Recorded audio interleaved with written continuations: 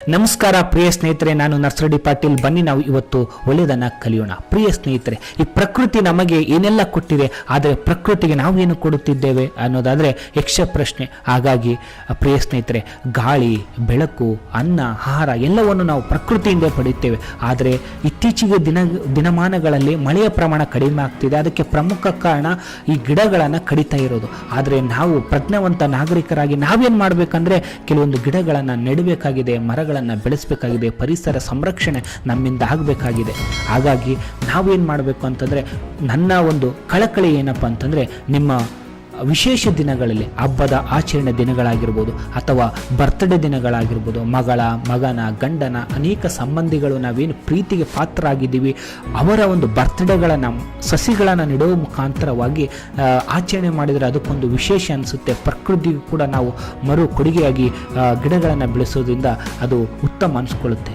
ಒಂದೊಂದು ದಿನ ದೇವರು ಕೇಳ್ತಾನೆ, ಇಷ್ಟೆಲ್ಲ ಪ್ರಕೃತಿ ನಿನಗೆ ಕೊಟ್ಟಿದೆ, ನೀನೇನು ಕೊಟ್ಟಿದೆಯಾ ಅಂತ ಏನಾದರೂ ಕೇಳಿದರೆ ನಮ್ಮ ಹತ್ರ ಉತ್ತರನೇ ಇರೋದಿಲ್ಲ. ಬರೀ ತಗೊಳ್ಳೋದೇ ಆಗಿದೆ ಹೊರತಾಗಿ ಪ್ರಕೃತಿಗೆ ಏನೂ ಕೊಡೋದಿಲ್ಲ. ಪ್ರಕೃತಿಗೆ ನಾವು ಏನಾದರೂ ಕೊಡೋದಿದೆ ಅಂತಂದರೆ ಅದು ಪರಿಸರವನ್ನು ರಕ್ಷಣೆ ಮಾಡಬೇಕು, ಮರಗಳನ್ನು ನೆಡಬೇಕು. ಆ ಮರಗಳನ್ನು ನೆಡಲಿಕ್ಕೆ ನಾವು ಒಂದು ಕಾರ್ಯಕ್ರಮಗಳನ್ನು ಹಾಕ್ಕೊಳ್ಳಬೇಕು. ನಮ್ಮ ಜೀವನದಲ್ಲಿ ಒಂದು ಸಾರಿ ಆದರೂ ಪ್ರತಿ ವರ್ಷ ಕನಿಷ್ಠ ಪಕ್ಷ 10 ಮರಗಳನ್ನಾದರೂ ಬೆಳೆಸ್ತಕ್ಕಂಥ ಒಂದು ದೃಢ ಸಂಕಲ್ಪ ಮಾಡಿದರೆ ಪ್ರಕೃತಿ ಉಳಿಯುತ್ತೆ. ಒಬ್ಬ ಮನುಷ್ಯ 10 ಮರಗಳನ್ನು ಬೆಳೆಸ್ತಾ ಹೋದರೆ ಅದೆಷ್ಟೋ ಪರಿಸರ ಆಟೋಮೆಟಿಕ್ಕಾಗಿ ಮತ್ತೆ ಜನರೇಟ್ ಆಗುತ್ತೆ, ಮತ್ತೆ ಉತ್ಪತ್ತಿ ಆಗುತ್ತೆ. ಹಾಗಾಗಿ ನಮ್ಮೆಲ್ಲರ ಹೀಗೆ ಇತ್ತೀಚಿನ ದಿನಗಳಲ್ಲಿ ನಾನು ಒಂದು ನೋಡ್ತಾ ಇದ್ದೆ, ಒಂದು ಪೇಪರನ್ನು ಓದ್ತಾ ಇದ್ದೆ. ಅದರಲ್ಲಿ ಮರಳಿನ ಉಂಡೆಯನ್ನು ಅಥವಾ ಕೆಸರಿನ ಉಂಡೆಯಲ್ಲಿ ಬೀಜದ ಉಂಡೆ ಅಂಥೇಳಿ, ಅಂದರೆ ನಾವು ದಿನನಿತ್ಯ ಹಣ್ಣುಗಳನ್ನು ಮಾರ್ಕೆಟಿಂದ ತರ್ತೀವಿ, ತಿಂತೀವಿ, ಕೆಲವೊಂದು ಬೀಜ ಉಳಿತವೆ. ಅಂಥ ಬೀಜಗಳನ್ನು ಮಣ್ಣನ್ನು ತಗೊಂಡು ಆ ಮಣ್ಣನ್ನು ಆ ಕೆಸರಲ್ಲಿ ಸೇರಿಸಿ ಆ ಒಂದು ಬೀಜವನ್ನು ಒಂದು ನಿಂಬೆಹಣ್ಣು ಗಾತ್ರದ ಒಂದು